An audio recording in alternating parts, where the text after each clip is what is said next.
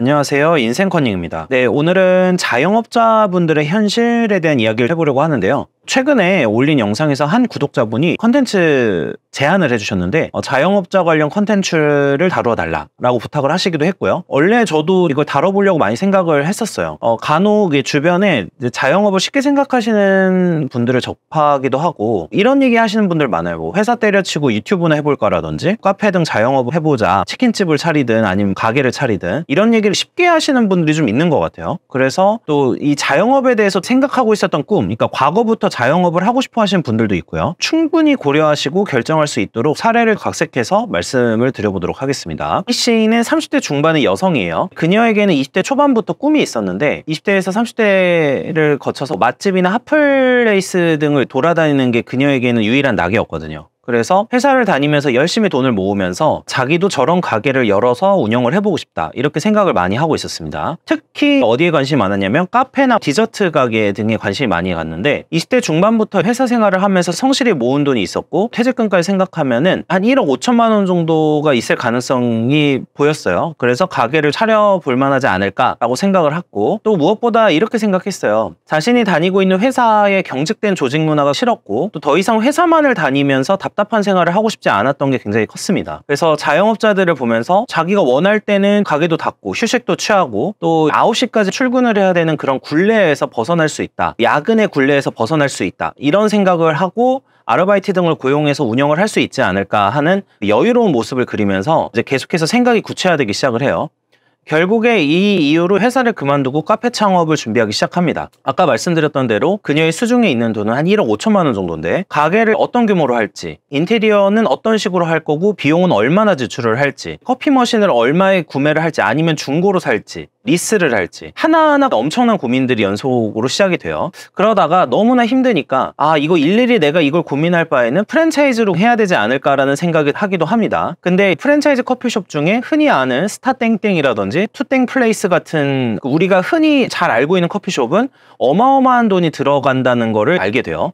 그래서 결과적으로는 저가 커피 프랜차이즈나 개인 카페를 고민하다가 A씨는 이 중에 특색을 살려서 운영해보고 싶다는 꿈을 가지고 개인 카페를 창업을 하기로 합니다. 적절한 입지를 어디로 할까 고민이 시작이 돼요. 흔히 자신이 다녔던 핫플이나 강남이나 압구정 등의 임대료는 상상을 초월하고 월세로만 최소 수천만 원씩 드는 곳도 많죠. 관광지나 휴양지 근처 지역도 상황은 비슷했어요. 현실 상황에서 최대한으로 고민을 해보니까 수도권 인근 지역 중에 한 중규모 이상 도시 정도를 많이 찾게 되고요. 업장의 면적도 그렇게 큰 곳은 구하기가 어려워서 인테리어비나 이런 걸 여러 가지를 감안하고 아르바이트 생수도 감안을 했을 때 좀 감당할 수 있는 수준의 10에서 30평대 정도 되는 가게를 차리게 됩니다. 당연히 1억 5천만 원으로도 조금 모자라서 대출 등을 받아서 여유 자금 한 5천만 원 정도를 남겨놓고 카페를 열게 됩니다. 인테리어에도 공을 들였다고 자기는 생각을 했고요. 또 커피 머신도 좋은 거, 원두도 좋은 거를 처음에 쓴다고 생각을 해서 처음에 오픈을 했을 때는 손님들이 찾아왔습니다. 그래서 첫 달 매출은 나쁘지 않았는데 실제로 이렇게 딱 운영을 해보니까 자신의 수중에 떨어지는 돈이 매우 적은 거예요. 그래서 한 달에 순수익으로 한 첫 달에 200만 원 정도를 가져갔는데 자기 회사에 다닐 때보다 훨씬 더 못한 수준의 돈을 벌게 된 거죠. 여기에다가 예상치 못한 상황이 벌어지기 시작합니다. 자기 가게 리뷰에 뭐 네이버라든지 블로그 등에 안 좋은 별점이 달리기 시작을 해요. 이 리뷰를 보고 소비자들은 더더욱 카페를 찾지 않게 되는데 알고 보니까 자신이 응대했던 한 손님 중에 기분이 나빴었나 봐요. 그래서 이 안 좋은 의견을 담은 글을 자신이 가입해 있는 맘카페에 후기로 올렸던 거예요. 카페 같은 곳은 지역의 맘카페에서의 입김이 상당히 중요한데, 그리고 사실이 아닌 말과 사실인 말이 막 뒤섞여 있었는데 사람들은 이런 걸 알아보려고 하지 않았습니다. 가게가 안 좋게 언급이 됐고 이 가게는 가면 안 되겠구나 라고 생각을 하는 거죠. 그래서 발길이 끊어지기 시작합니다. 그리고 또 나중에 알고 보니까 경쟁 가게도 안 좋은 댓글들을 달고 있다는 걸 알게 됐어요. 이러한 상황은 배달 어플에서도 마찬가지였는데 점차 여러 가지 악성 리뷰로 인해서 영업이 어려워집니다. 심지어는 자기가 악성 리뷰를 달겠다라고 하면서 커피 배달을 했는데 그걸 협박을 해가지고 더 서비스를 요구하는 경우도 있었어요. 이 때문에 점점 운영이 어려워지고 소상공인들을 위해서 정책 자금으로 저리로 대출을 해주는 상품들도 이용을 해서 추가로 대출을 받습니다. 이렇게 가게를 더 끌고 가기 위해서 계속 노력하고 원래 처음에 시작할 때 혹시나 모를 상황을 대비해서 원에서 5천만 원 정도를 놔두고 시작을 했는데 이 돈도 점점 다 떨어지고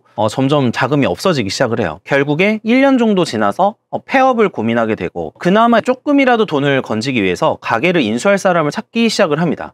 A씨에게 남은 거는 사실 빚뿐이었어요. 그래서 많은 돈을 쏟아부었던 인테리어도 임대차 계약에서 원상회복을 해줘야 된다는 것도 그때 처음 알았습니다. 자기가 이런 가게 같은 걸 차려본 적이 없으니까 법에도 되게 무지했었던 거죠. 사업을 해보려고 하니까 상가임대차 보호법이니 무슨 세금이니 좀 알아야 될 게 한두 가지가 아니었어요. 거기에다가 영업신고도 해야 되지, 식품위생법 교육도 받아야 되지, 할 게 산더미입니다. 자신은 회사 생활이 제일 힘들고 어려운 줄 알았어요. 그리고 세상은 내가 열심히 하고 이러면 세상은 자기를 알아봐 줄 것이라고 생각을 했었지만 현실은 매우 차가웠습니다. 그리고 회사에 다닐 때는 회사라는 그늘의 존재, 자기가 욕했던 상사나 대표자라는 존재가 그 사람들이 하고 있었던 어떤 사업이나 행동이 대단하다라는 거를 자기가 가게를 차리고 나서 알게 돼요. 그리고 대표들이 감당하고 있는 짐과 무게, 리스크를 이제서야 깨닫게 됩니다. 그래서 사업에서는 다른 사람들보다 항상 앞서가야 되고 또 앞서가게 되면 이에 따르는 필연적인 엄청난 비난, 견제, 그리고 예상치 못한 리뷰 같은 돌발 변수들이 많다는 것을 알게 되죠. 그래서 A씨는 그나마 권리금이라도 조금이나마 건질 수 있도록 최대한으로 찾아보게 되는데요. 영업이 잘 되지 않는 가게니까 권리금이 그렇게 높을 수가 없겠죠. 그나마 다행으로 손해를 많이 보긴 했지만 가게를 인수할 사람을 찾게 돼요. 이 일을 통해서 손해는 메꾸고 했지만 그동안 30 중반까지 모아놨었던 1억 5천만 원의 자산은 가게 운영으로 탕진을 하게 되고 남는 것은 빚밖에 없게 되었습니다. 이게 제가 어떤 사례를 각색을 한 건데 카페를 예로 들기는 했지만 사실 일반 음식점의 경우에도 큰 차이를 보이진 않습니다.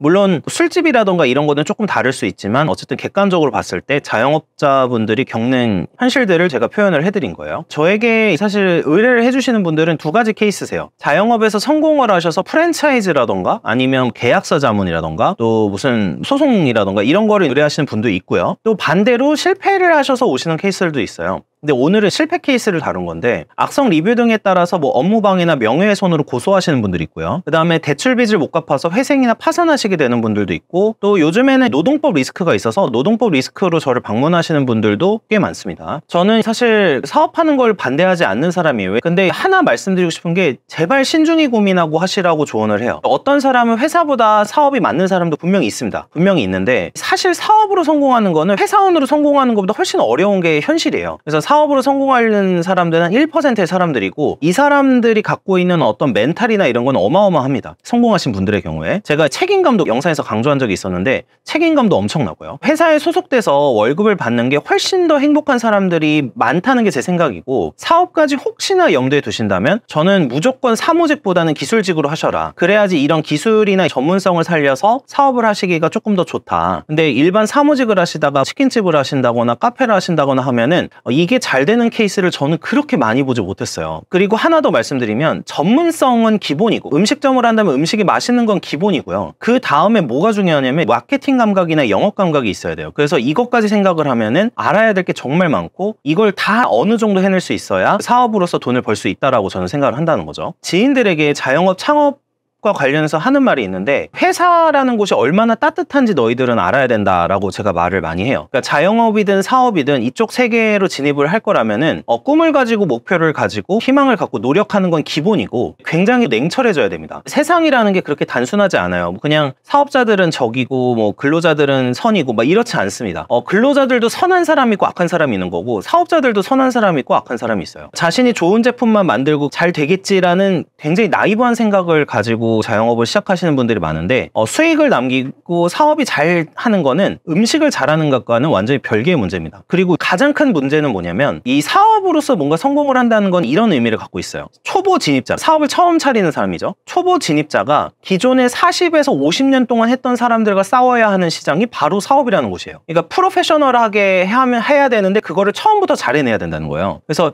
저는 주변에서 한 번만에 바로 성공하시는 케이스를 거의 못 본 게 이 이유 때문이에요. 그러니까 회사에서는 무언가를 이렇게 가르쳐줄 사수라도 있지만 사업에서는 이런 사람이 있는 경우는 많지 않죠. 그래서 이 부분에 대해서 꼭 생각을 해보셨으면 좋겠고요. 제가 인터넷 댓글 보다 보면 가끔 이런 경우가 있었어요. 과거에 최저임금 인상과 관련해서 이야기가 있을 때 작은 사업을 하거나 자영업을 하는 사장의 능력을 별거 뭐 아닌 걸로 치부하거나 비하하는 댓글도 가끔 접했어요. 예를 들면 최저시급이 올라서 아르바이트생을 고용하기 어렵다 이런 내용의 인터뷰가 실리는 경우가 꼭 있었거든요. 그러면 댓글을 달리는 게 그 돈도 못 주면 요즘은 가게 접어야지 이런 댓글이 달려있는 거를 수차례 봤습니다. 근데 사실 그분이 만약에 실제 가게를 운영한다고 했을 때 더 잘할 수 있을지는 지켜봐야 되는 거죠. 그 시장은 냉혹하고 자기가 소비자로서 어떤 가게를 다니시잖아요. 그러면 좋은 데만 다니실 거고 자기가 가고 싶은 데만 다니실 거예요. 그리고 내가 가봤을 때 별로라고 생각하면 다시는 안 가시겠죠. 그래서 자영업을 혹시나 쉽게 생각하고 계신 분들이 간혹 있는데, 그러니까 이런 분들은 회사 생활보다 훨씬 더 자유롭게 시간을 쓰고 또 행복할 것 같고,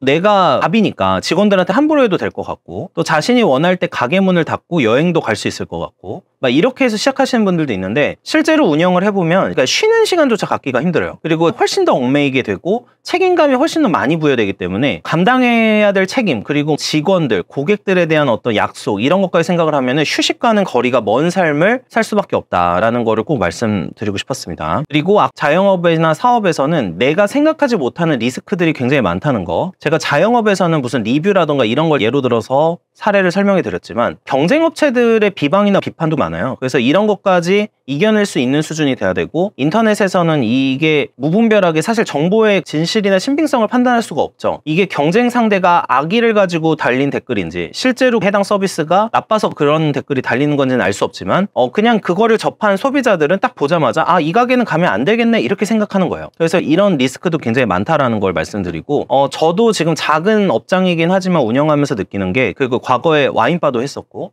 세상이 진짜 호락호락하지 않구나라는 생각을 진짜 많이 합니다. 특히 외부 껍질, 저는 조직의 어떤 막이 엄청나다고 생각해요. 조직이나 큰 간판이 있는 사람, 예를 들면 제가 삼성전자 직원이라면 삼성전자라는 직원일 때와 그 삼성전자라는 간판을 뗐을 때의 사회에서 보는 시각은 어마어마하게 차이가 있습니다.